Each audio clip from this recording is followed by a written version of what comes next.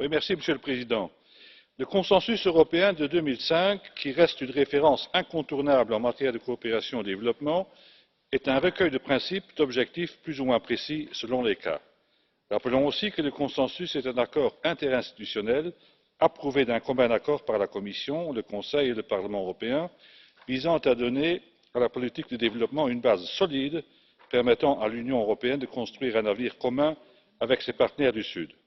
Le respect du principe de l'état de droit, celui relatif à la non discrimination, la cohérence des politiques qui veut que l'action dans le domaine du développement ne soit pas mise en échec par des interventions dans d'autres domaines sont au cœur même du rapport que nos collègues Neuser et Vatna ont exposé.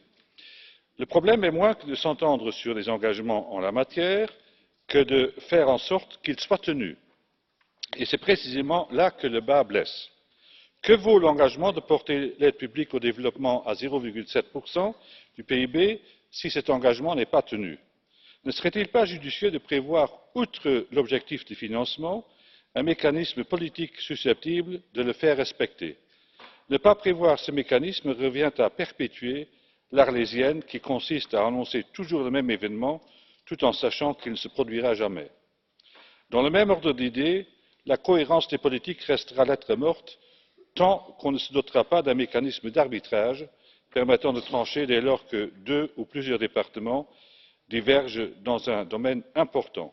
Finalement, et j'aurais dû commencer par là, est ce que nous avons tous la même conception de ce que veut dire la politique de développement de l'Union européenne?